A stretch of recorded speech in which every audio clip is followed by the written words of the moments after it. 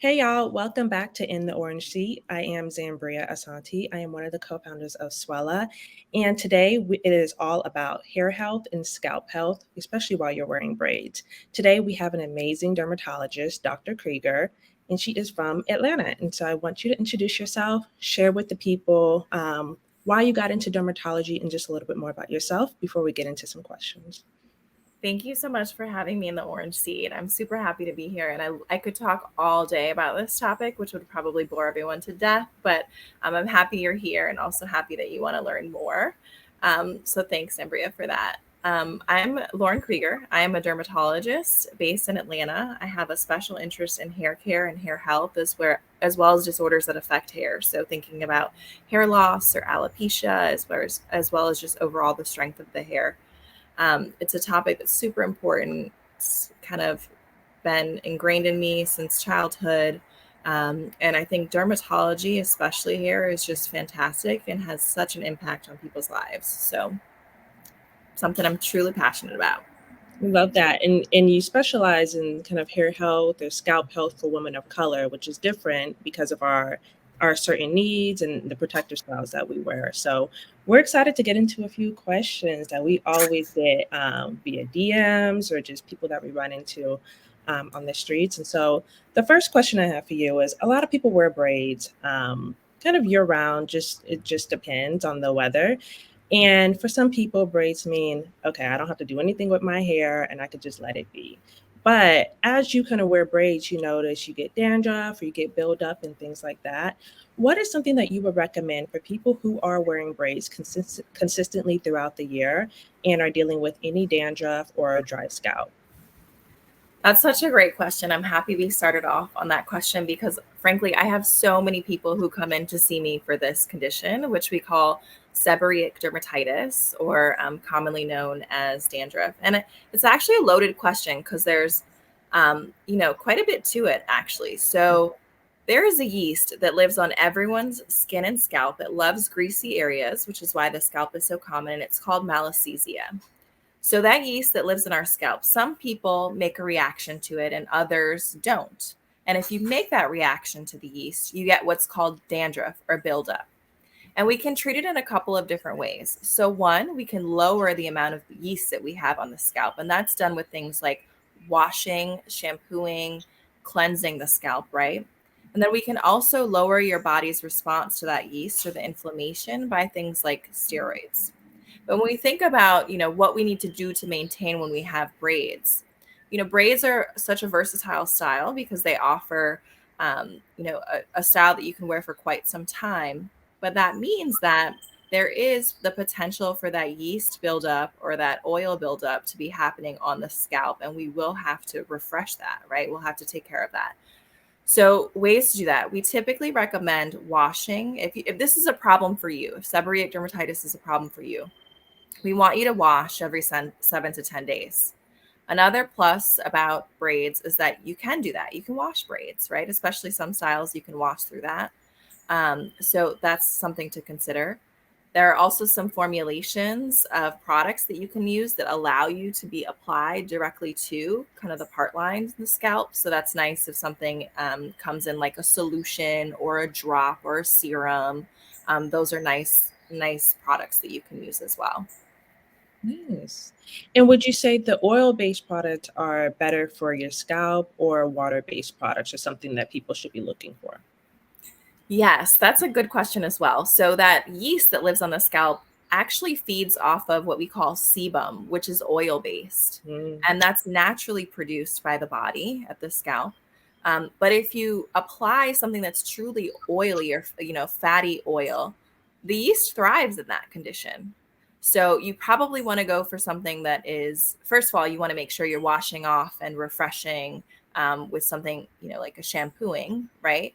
But you also want to go for something that's not just a pure oil. You want to moisturize mainly the hair and not necessarily the scalp itself mm. um, with something that's more cream based.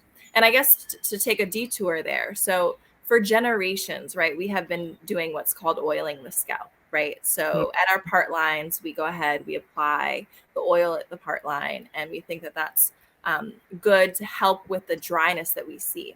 Well, that dryness that we see is actually the buildup of the yeast and a response from that. So it may be counterintuitive actually, based on what we've been doing for many years, but you don't want to feed more oil to that. You want to avoid that. So we don't necessarily recommend oiling the scalp at all. Instead, we recommend refreshing with, shampooing if you Oh, have okay. a problem.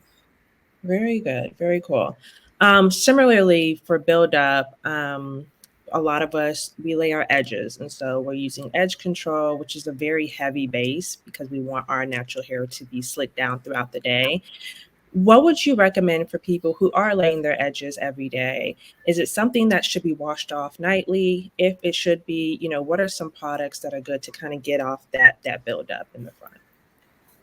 Great question. Get this question a lot as well. So, I tend to recommend that you use more of a conditioning oil gently on a cotton ball in kind of like a circular motion. You kind of massage it in to Mhm. loosen things up. And then you would kind of comb it out. You have to be very cautious with the frontal hairline or, the baby hairs, the edges that we're trying to lay down, right? They can't necessarily withstand the same amount of stress or tension that other areas on the scalp can. They're just a bit more sensitive. Mhm. So there is beauty in laid edges. I understand it completely. But if you can minimize it, I also think that that's something that we should consider as well. Reserve it for when you really want to look good, when you really want to look fresh. If you're going to use a gel that's a little bit softer.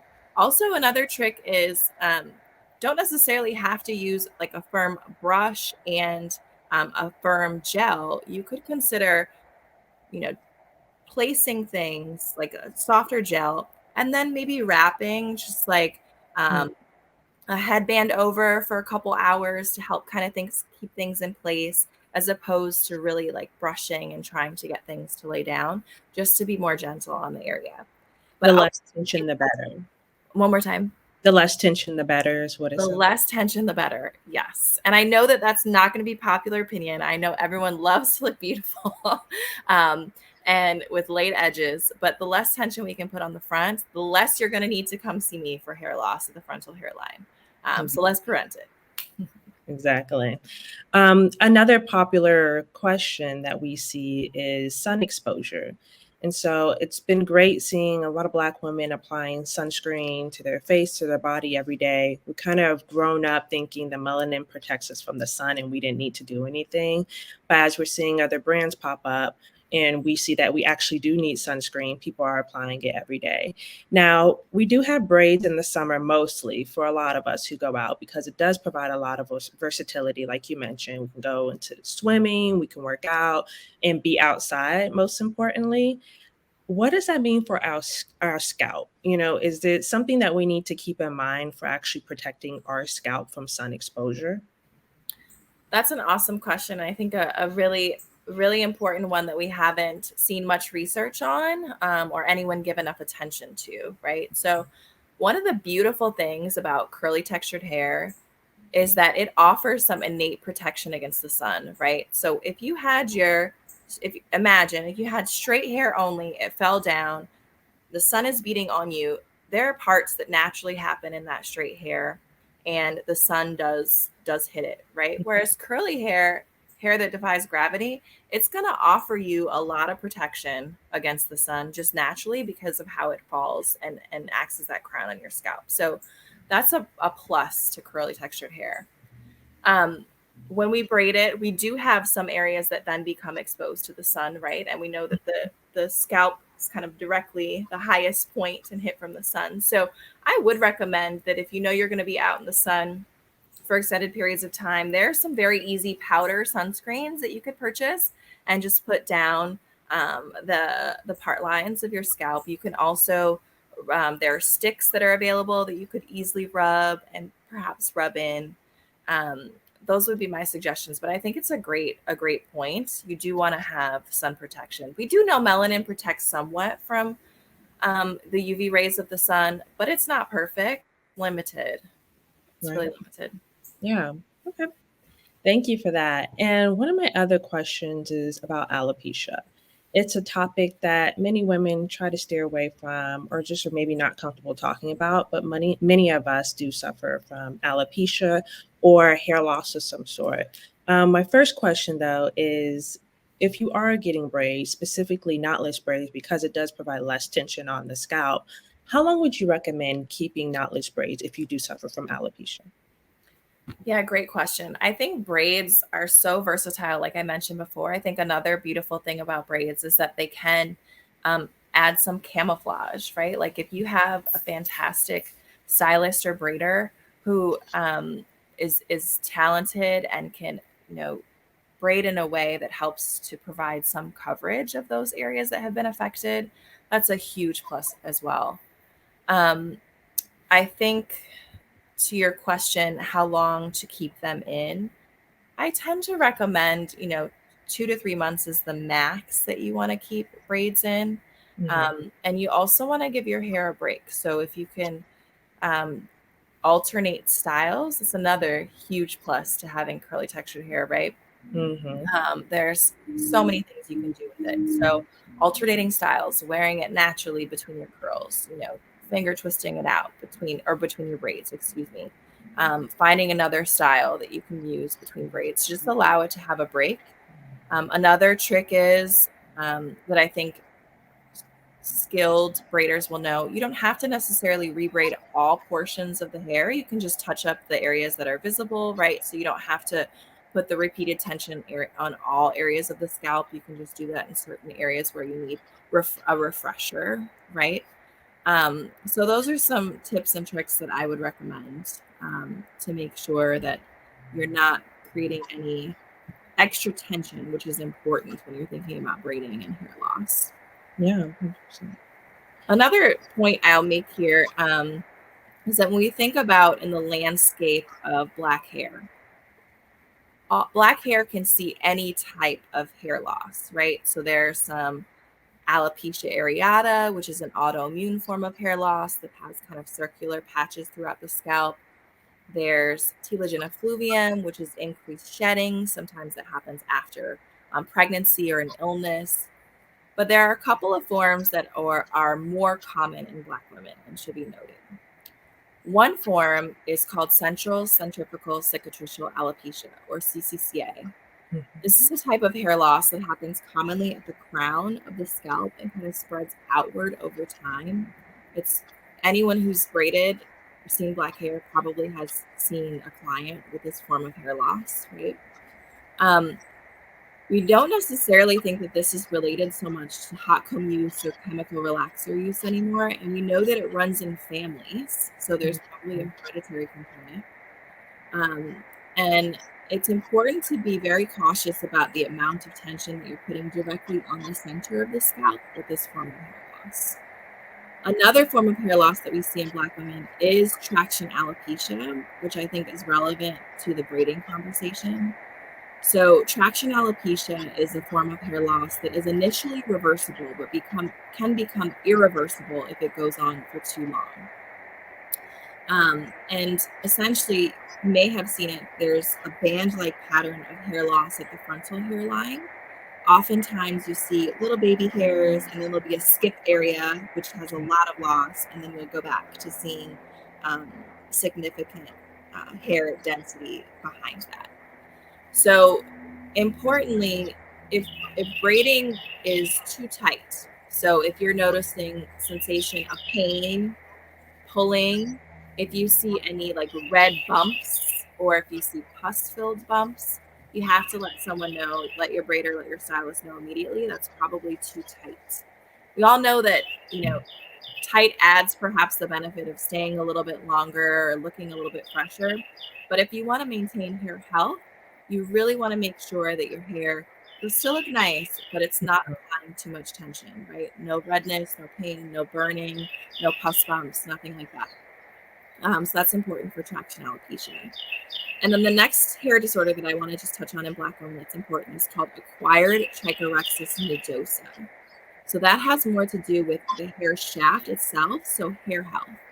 So acquired trichorexis nodosa occurs, it's essentially breakage that occurs from whether or not the hair is being maintained, thinking about moisturization and thinking about styling practices that may use too much heat or too much tension on the hair shaft itself. So this part of the hair leading to breakage. So, you want to have a trusted dermatologist, a trusted braider or stylist who's aware of these forms of hair loss and can help mitigate your risk and recognize the early signs, right? So if they're seeing something that's happening on the scalp, give you the heads up of, hey, I didn't see this before, but I'm noticing that you have a little bit less hair at the crown. Let's get you to a dermatologist. Yeah, that's helpful. And I think the important thing as well is we only do knotless braids. As you mentioned, with when you do the knot at the top, it just creates a lot of tension. And I used to think myself, the tighter the knot, the longer my hair is going to stay. But that was providing, or that was, putting too much tension on my hair, and really was not good for my hair health and my scalp health. And so that's why knotless braids is really the best option if you are getting braids and you have alopecia. And also at Swella, we do ask people if you have alopecia, or if you have any skin issues or anything that you want to share with us, because we do recommend, if you do have alopecia, to get a middle part, and then you'll be able to kind of move it around to cover up wherever you are dealing with any hair loss there. But thank you so much for sharing more information about that. Of course, I think that's one of the beautiful things about Swella is that one, there are so many different styles that's offered. So if you have alopecia, or you even want to avoid traction alopecia, right? You want to switch the direction of your braids. So you're not going to get straight backs every single time, right? Because that's putting the same tension at the same point of the hair. Another study has actually shown that highest risk for traction alopecia is when you use chemical relaxers in combination with high Yeah. tension styling. So I always say, chemical relaxers are not for everyone, but also natural is not for everyone, and that's okay. But I would prefer, if you're going to get any high tension styles or any styles that have the potential to add some tension, avoid doing it on chemically relaxed hair. That's been identified as a bigger risk factor as well. So I think that you're right. Your team is so on top of it in terms of different ways to camouflage, different hair health, and how to integrate braiding as a style that empowers people but also keeps their hair healthy. Yeah, thank you. Thank you so much for all the tips and everything. We do have a representative from Naturally Curly that wants to just ask a few more questions. So I'm going to bring Christina up now. Hello, we have Christina from the Naturally Curly audience who has a few questions for Dr. Krieger. Yes, hi, Dr. Krieger. I'm excited to talk to you. I'm excited to answer any questions. Thanks for being here, Christina, and for representing. Really sounds awesome. Yes, so for anyone who is not familiar with Naturally Curly, it is the largest platform dedicated to curly, coily, and wavy hair, and it's been around for 25 years, helping people educate and get empowered on embracing their hair. And I've been with Naturally Curly since 2012, so I've seen this community grow and change. But one topic that we see interest around really consistently is hair loss. So I brought a few of the top questions that I see our community talking about, and I'm excited to get your input on them. Of course.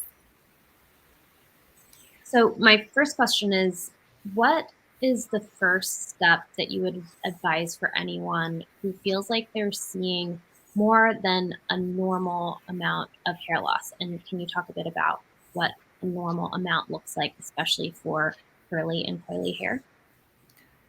That's an awesome question. So, we tell people that the normal amount of hair loss is up to 100 strands of hair daily is normal. Now, I will say that, that's the typical textbook answer. However, I tend to tell people, what your normal is, right? So everyone's used to showering, they're used to, shampooing. They know what the normal amount of hair loss looks like for them. And it's okay to have small variations in that, right? Like some washes you're going to have a little bit more, some perhaps you have a little bit less. But if you really feel that consistently you're having a lot more shedding than you were before, it's time to talk to someone, or it's time to to think about what's going on. Here's some other things that you should make note of once you feel like you have some extra hair loss. So one, is this shedding from the root, or do you feel like hair is breaking? So a clue to that is when you notice the hairs that you have, do they have a little bulb on the end, and are they about the length of the rest of your hair? Or do you feel like hair is breaking? Are you getting like short pieces that you're noticing more of? Um, Also, you can kind of tell hair breakage when you look at your hair. Are there areas, patches that seem to be shorter than others, right? So that's more of a breakage issue. Two, am I noticing anything else going on with my scalp? So am I having more flaking? Am I having more itching or burning or pain? Do I have a rash in my scalp at all? Those are important things that you'll want to tell someone or talk to someone about.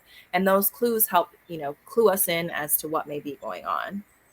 Now, there are a couple of reasons some people have, excessive amounts of shedding, which we tend to call telogen effluvium. Telogen effluvium is when more hair than expected shifts into the shedding phase, and you get a lot of shedding. That usually happens 2, 3, 4 months after perhaps you've given birth or you've started a new medication, which you'd have to ask, your doctor about. Is that a potential cause? Anyone's been ill, like if you've been hospitalized, bariatric surgery is another reason. And sometimes just major life stressors, new job, move, death in the family, those things can trigger that amount of hair loss. So having that information about, symptoms, how long it's going on, any new medications or any other changes, as well as do you think it's breaking or shedding, those are all going to be super helpful for your dermatologist, especially. But when you want to share that story with anyone, as to getting to the bottom of what's going on with the hair loss. And for anyone who has experienced hair loss after a life event, like you've talked about, pregnancy or being sick or stressful periods in their life, what can people do to start recovering their scalp health and their hair health after they go through an event like that? Great question. So I have a baby. I've had two babies back to back recently, actually. And this is the second time now that I have lost a ton of hair, which again is an example of telogen effluvium. I think it's a bit easier for me, although it's still super hard. My husband actually has to help me with cleaning out the shower afterwards because emotionally it can be so tough to see all that hair, right? But the good thing is now that this is the second time, I realize that this too will pass. So the nice thing about telogen effluvium is it tends to last a couple months, and then the shedding will calm down, and you will regrow hair. So I don't know if it's going to project well, but I have these like little corners of hair here. So just over time, the hair comes back in naturally. You don't have to do anything necessarily for it. No medications are needed, but that hair does recover. So that's the good thing. Um, I think my advice would be just have a support system to help you through it, because it's always frightening when you're losing a lot of hair, right? It just can be a scary thing. So know that it can happen, have someone to help you through it, know that it recovers. And if there's anything atypical about it, like it's lasting way longer than you would expect, um, you feel like you're having patches of hair loss or something, then come in, see someone, and anything you need, we're here for you in terms of getting your questions answered. Yeah, definitely the emotional impact of hair loss is something that I see our readers and even our writers talking about a lot. So, would you be able to share any ways that you've seen or maybe you've experienced firsthand some helpful ways of coping with that more emotional side, the emotional toll that hair loss can have? Yeah, that's an excellent question. I think that that's a tough one because one, it doesn't affect everyone the same way, right? There are some people who come in and who have barely perceptible, like I'm, you know, barely able to see it. They have hair loss, and that's really emotionally, traumatizing for them. And there are some people who have extensive hair loss and they're coming to see me for the first time. And when I tell them, there's not much we can offer at this point, they're okay with it. Right. So it really is such a broad spectrum of how it will impact you. I think the first thing is get empowered. So know what's going on, get to the bottom of what's going on.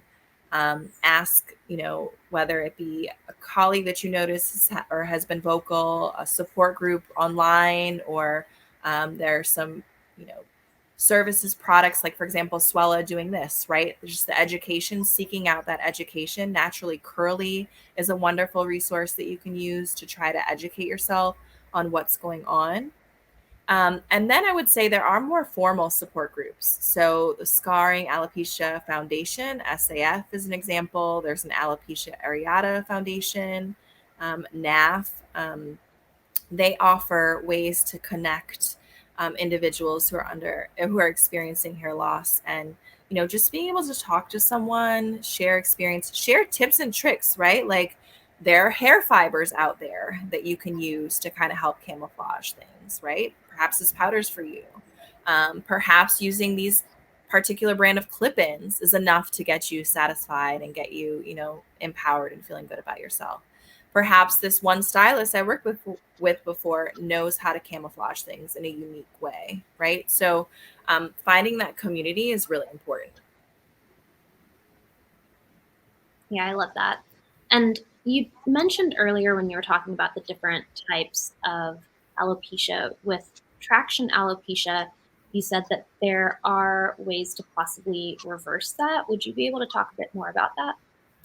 Yes. So great question. And this is probably one of the most important points that I will highlight. So traction alopecia is initially reversible. So first signs, we can do something about it. So normally what we're doing in the office is I would offer injections to the scalp of a steroid to help decrease any inflammation. I also would recommend topical medications like a topical steroid, topical anti-inflammatories that you can use to help decrease inflammation. I would also have a long conversation with you about styling. So like, what have you been doing? How do you like to wear your hair? What's your workplace, day-to-day life like? What makes you feel confident and comfortable? And then what alterations can we come to get, you know, after talking to each other about what's highest risk and what you want your hair to look like, what you're comfortable in? What can we do? What small tweaks can we make, to keep you feeling good about yourself, to feel confident, but yet to minimize our risk of traction alopecia? So that's a conversation that you want to have with your dermatologist. And I feel that all dermatologists should be able to have those conversations. Yeah, I feel like I don't know that everyone would think to ask their dermatologist questions like this. So that's really helpful to know that that is a resource. Mm-hmm. Definitely.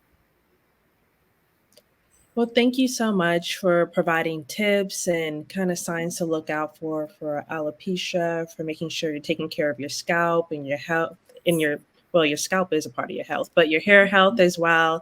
We really appreciate having you on. Thank you, Christina, for sharing just more questions that Naturally Curly audience had for us. And we will see y'all next time on In the Orange Seat. Thank you. Bye.